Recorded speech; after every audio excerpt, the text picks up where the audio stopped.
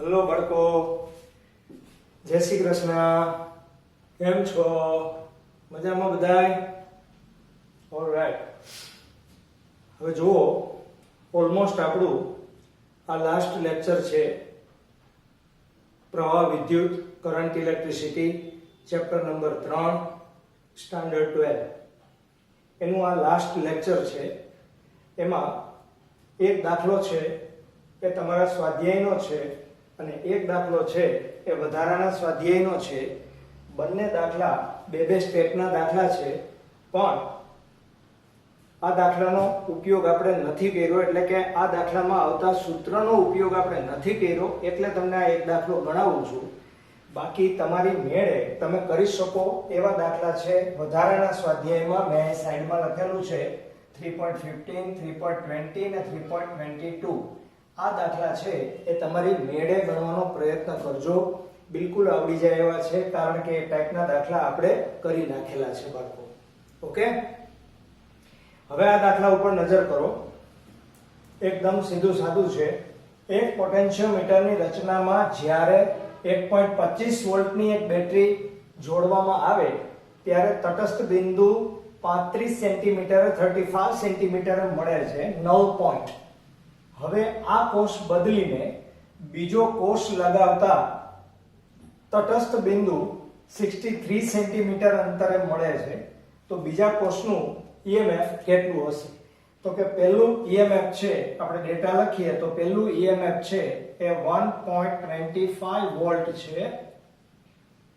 ત્યારે તટસ્થ બિંદુ L1 છે એ 35 સેન્ટીમીટરે મળે છે. અને બીજો કોષ લગાવતા હોય, બીજા કોષની આપણને ખબર નથી, એનું જ આપણે વિદ્યુત ચાલક બળ EMF ફાઇન્ડ કરવાનું છે. તો L2 બરાબર 63 સેન્ટીમીટર. બરાબર, આ ડેટા આપેલા છે. હવે આપણો પોટેન્શિયોમીટરના સિદ્ધાંતનો આપણે ઉપયોગ કરવાનો છે ભાઈ. બરાબર, પોટેન્શિયોમીટર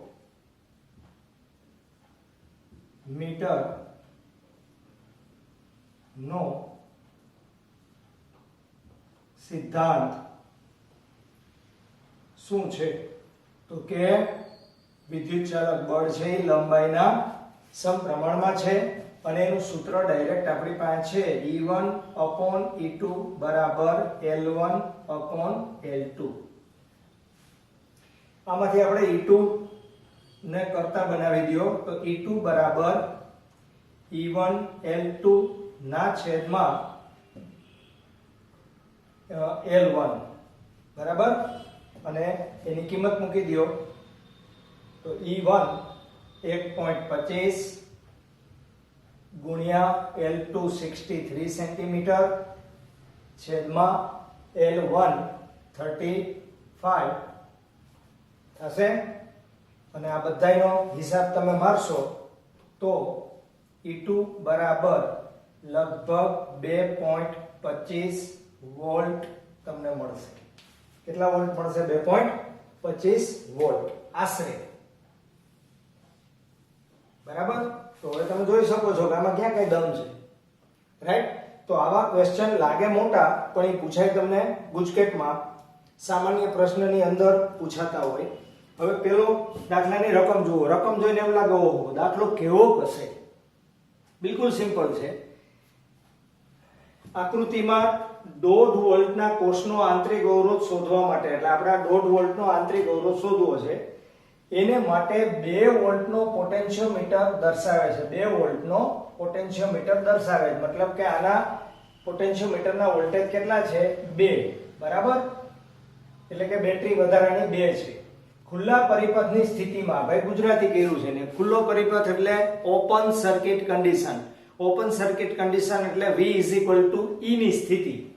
બરાબર, માં તટસ્થ બિંદુ 76.3 સેન્ટીમીટર આગળ મળે છે. હવે આ લોકોએ રકમમાં ચોખવટ નથી કરી. આ જે તમને 76.3 મળે છે એ ઓલી K2 કળ આપણે કાઢી લીધી હતી પોટેન્શિયોમીટરમાં, અથવા તો અવરોધ છે એ ઇન્ફિનિટિવ રાખી દઈએ તો પણ તમને લંબાઈ જે મળે એક જ અવલોકન મળે, આગળ મળે.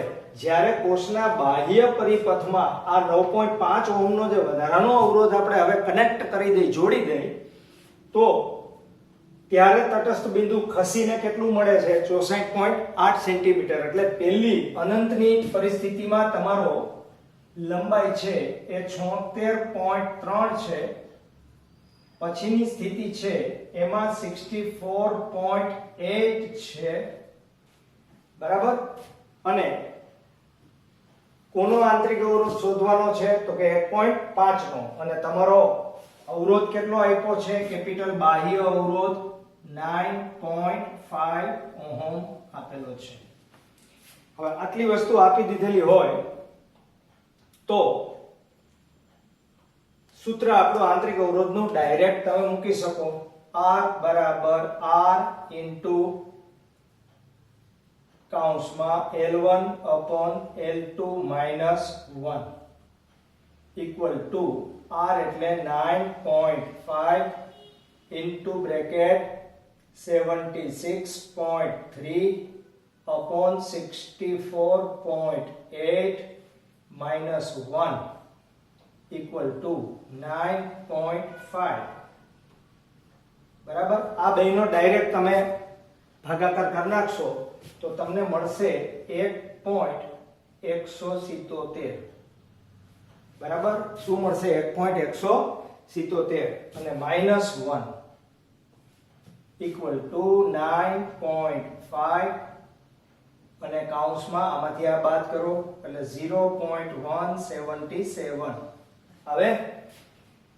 અને ત્યારબાદ તમે આ બેનો ગુણાકાર કરશો એટલે 1.68 ઓહમ આવશે કે જે લગભગ નજીકનો જવાબ 1.7 ઓહમ થાય.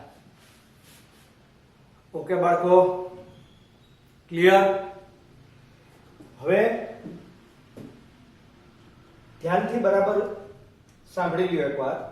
આ તમારું ચેપ્ટર કાયદેસર આપણે કમ્પ્લીટ કર્યું છે. એકેય ટોપિક આપણે છોડ્યો નથી. બધા જ ટોપિક આપણે કમ્પ્લીટ કરી લીધા છે.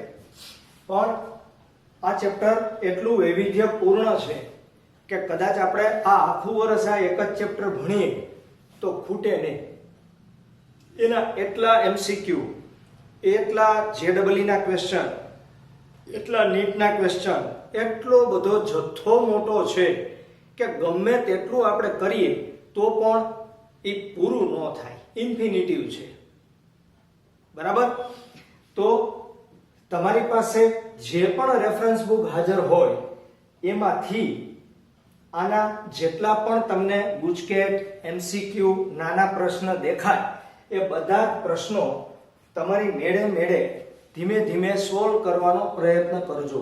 જે કાંઈક નવું છે એ વસ્તુ હું તમને સમજાવવાનો છું. એટલે કે આ ચેપ્ટર અત્યારે કાયદેસર આપણા ટેક્સ્ટબુકની અંદર, NCERT ના પુસ્તકની અંદર આપેલ છે.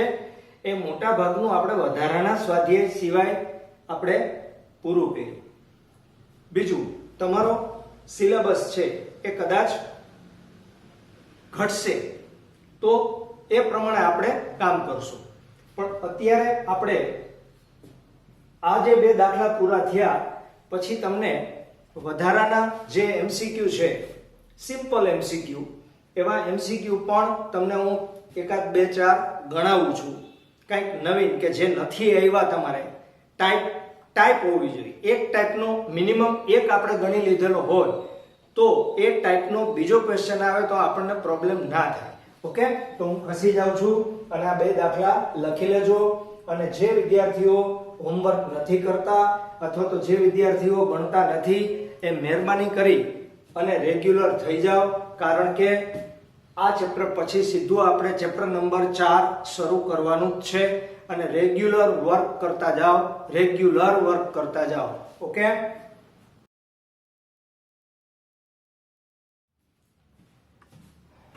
યસ બાળકો, જુઓ આ પણ ગુજકેટમાં પૂછાયું છે. એક L લંબાઈના તારને ખેંચીને તેની લંબાઈમાં 50% નો વધારો કરતા તેના અવરોધમાં થતો પ્રતિશત ફેરફાર ગણો. પહેલી વાત એ કે કોઈ પણ તાર છે, દાખલા તરીકે આ તાર છે, તો આ તારને હું ખેંચીશ એટલે આ તાર પાતળો થશે અને એની લંબાઈમાં વધારો થશે. લંબાઈને જ્યારે ખેંચીને તેની લંબાઈ વધારવામાં આવે, ભલે ગમે તેટલી વધે, બમણી કરો, 3 ગણી કરો, 50% વધારો, પ્રતિશત ફેરફારમાં તમને પૂછે, પણ લંબાઈનો વધારો તમે કઈ રીતે કરો છો? દાખલા તરીકે તમે આ લંબાઈનો વધારો અહીંયા જોઈન્ટ કરીને કરો છો, એમ આ લંબાઈનો વધારો તમે તારને ખેંચીને કરો છો. આપણો પ્રશ્ન એ છે, જો તમે ખેંચીને તેની લંબાઈનો વધારો કરશો તો તેનું કદ નહીં બદલે. શું નહીં બદલે?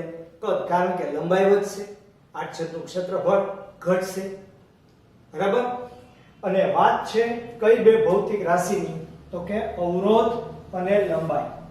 તો આપણી પાસે એમની વચ્ચેનો સંબંધ દર્શાવતું સૂત્ર છે.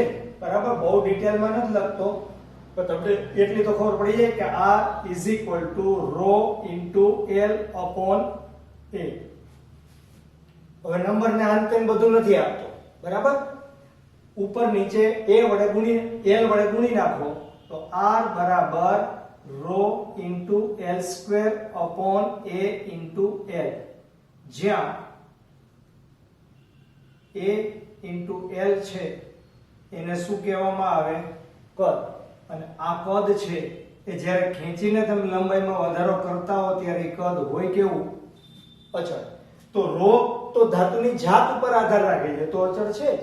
l પણ અચળ છે, તો R બરાબર શું થશે? આ અચળ, તો R છે એ L² ના કેમાં થાય? સમપ્રમાણમાં. હવે R L² ના સમપ્રમાણમાં થાય તો તમારી મૂળ લંબાઈ કેટલી હતી? L. ધારો કે મૂળ અવરોધ R છે, તો મૂળ અવરોધ અને મૂળ લંબાઈને આપણે સમીકરણ 1 આપી દઈએ. અને હવે લંબાઈમાં કેટલા ટકાનો વધારો આપણે કરવો છે? 50% લંબાઈ વધારવી છે. તો અવરોધે બદલશે, તો નવો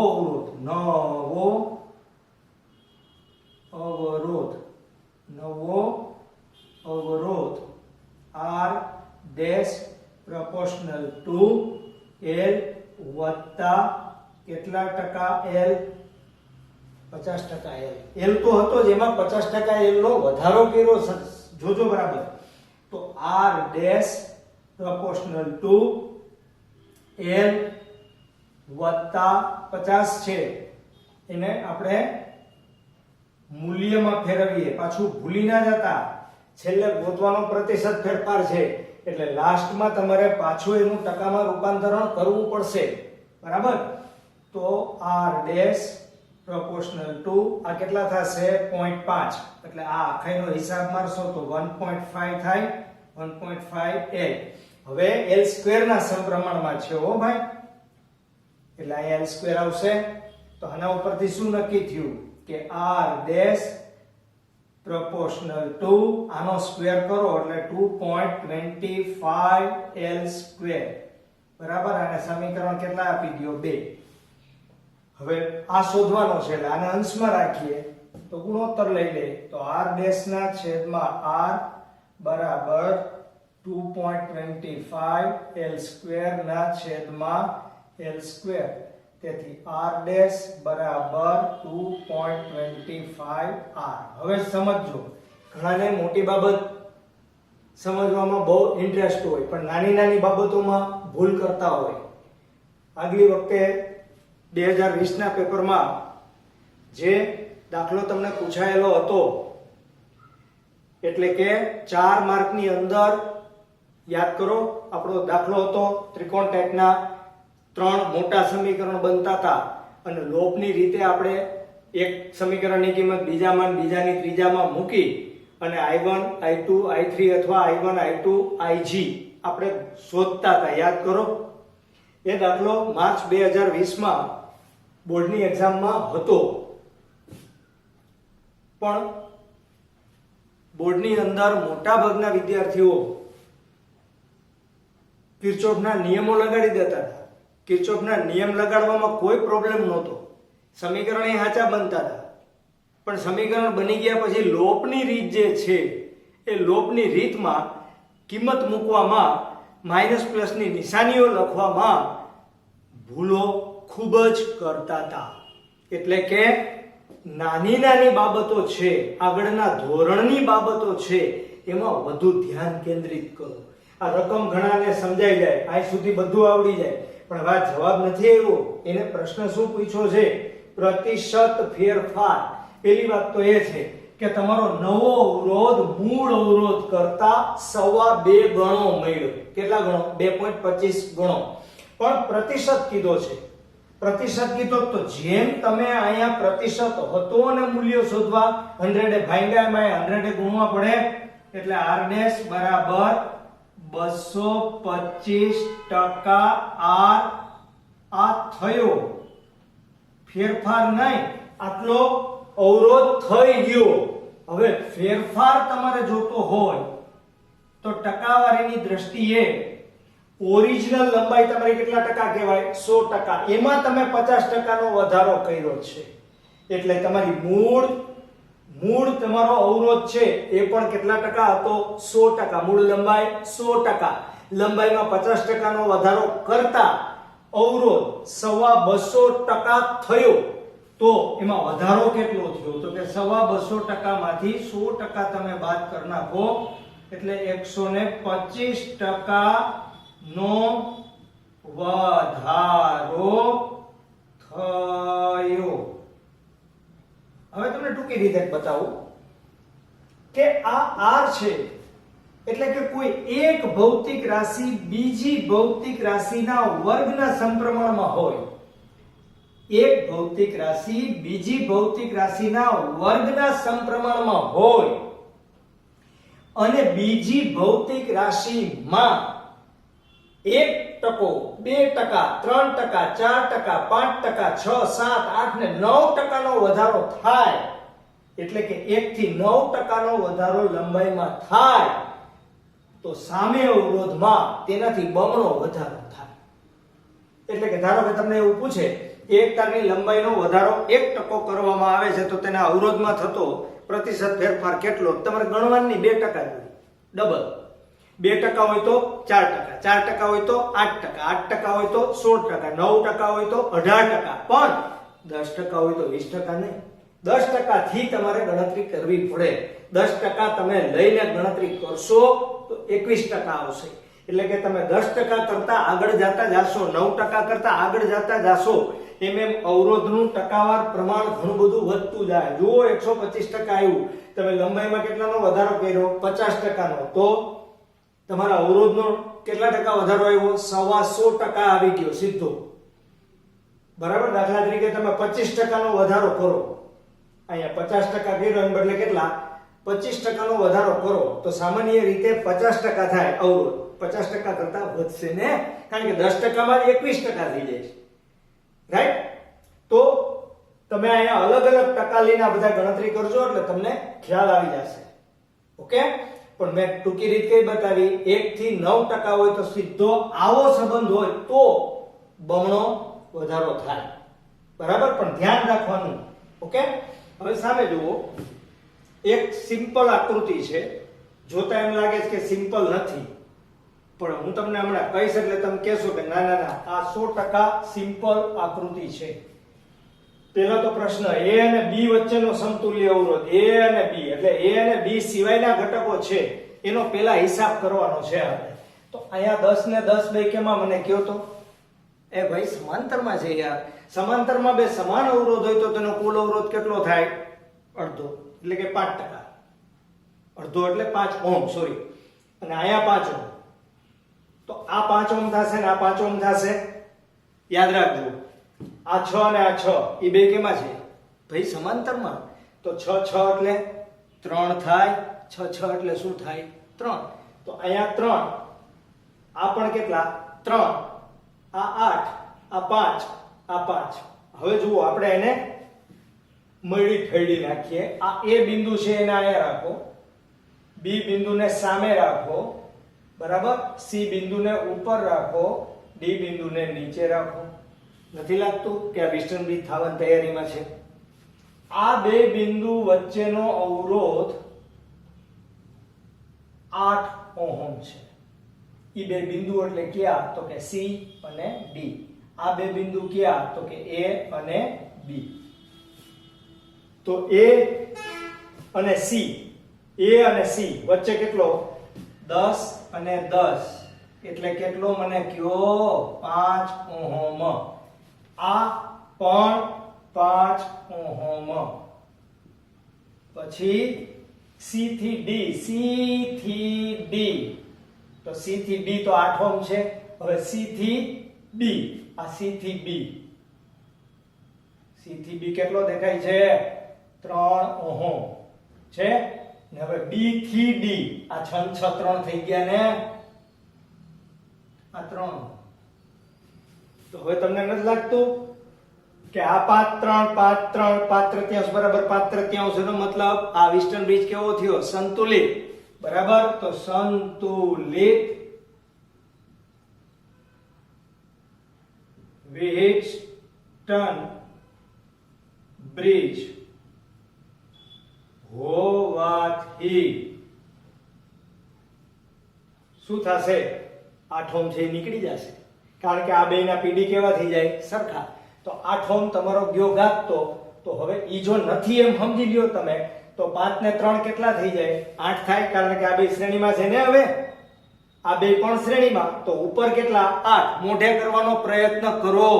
આ 5 ને 3 8, આ 5 ને 3 8, 8 ને 8 કેમાં પાછા? સમાંતરમાં.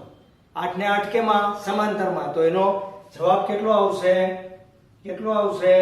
4 ઓહમ. જો આમ કહું છું, આ 1, આ 2, આ 3, આ 4, બરોબર. આ 5, આ 3, આ 5, આ 3, એટલે ઓલા 5 ને 3 8, આ 5 ને 3 8, આ આઠડો સમાંતરમાં, એટલે કેટલા થશે? 4. ઓલરાઈટ. આમે જુઓ ભાઈ, આમે કરાવી દીધો જ. એટલે જ હું વારંવાર દરેક લેક્ચરમાં કહેતો આવું છું કે વિડિયો લેક્ચર પૂરેપૂરા જુઓ, સમજો. જેટલું તમે આગળ ભણતા જાશો બાળકો, એનો ઉપયોગ આગળ આવતો જશે. અત્યારે પણ તમને ખાસ કહું છું કે આગળના ચેપ્ટર જેટલા તમે કરશો એટલા પાછળના ચેપ્ટર તમારા માટે બિલકુલ ઈઝી થઈ જવાના છે. એકદમ સરળ.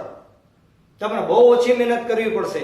અત્યારે જુઓ, આ બધાય આખો પરિપથ છે, એમાં આની જગ્યાએ કેપેસિટર મૂકીને મેં તમને આવો ક્વેશ્ચન કરાવેલો છે, વિડિયો લેક્ચરમાં છે. કેપેસિટરના શ્રેણી સમાંતર જોડાણની આસપાસમાં આવો ક્વેશ્ચન તમને મળશે. એ ક્વેશ્ચન વાળો વિડિયો જોજો. એ જ મુજબ તમારે કામ કરવાનું છે. છતાંય તમને થોડીક હિન્ટ આપી દો. 1 અને B વચ્ચેનો જોઈએ તો સામે વયા જાઓ, તો આ 1 2 ને 3 સામેથી વિરુદ્ધ બાજુથી શરૂ કરવાનું. આ 1 2 ને 3 આમાંથી 2 કેમાં? શ્રેણીમાં, એની સામે 1 સમાંતરમાં. પછી આ ત્રણેયનો 1 થઈ જશે ને, ગમે એ અવરોધ આવશે ને, તો એને તમે અહીંયા ગોઠવી દો. એટલે આ 1 અહીંયા 1 અને આ 1, ઈ ત્રણે ત્રણ કેમાં આવશે? શ્રેણીમાં થઈ જશે. અને એ શ્રેણીમાં આવ્યા પછી હવે આ ભાગ નીકળી ગયો છે, એટલે આ ત્રણેયનો શ્રેણીનો 1, આ બે શ્રેણીનો બીજો અને આ એકલો, ઈ ત્રણેય કેમાં આવશે? સમાંતરમાં. બરાબર. મેં તમને 4 ઓપ્શન આપેલા છે. 4 પૈકીનું એક ઓપ્શન સાચું છે. એ તમે ગણતરી કરીને મેળવજો. બધાયના મૂલ્યો મેં 4 ઓહમ આપેલા છે. આગળ મેં તમને કેપેસિટર માટે આવો દાખલો ગણાવેલો છે. એ જોજો. એ વિડિયો લેક્ચર ધ્યાનથી જોજો. જોવું પડે, મહેનત કરવી પડે બાળકો. Okay, clear? તો આ ચેપ્ટર તમારું અત્યારે પૂરું થયું છે. વચ્ચે વચ્ચે મને કાંઈ યાદ આવશે તો વધારે જેડબલ્યુ નીટ છે એના કોઈ પણ પ્રશ્ન આપણે કરતા જાશું. અત્યારે આપણે આપણો કોર્સ છે એ આના પછીના લેક્ચરમાં ચેપ્ટર નંબર 4 આપણે શરૂ કરી દેશું. ઓકે બાળકો, જય શ્રી કૃષ્ણ, જય શ્રી કૃષ્ણ.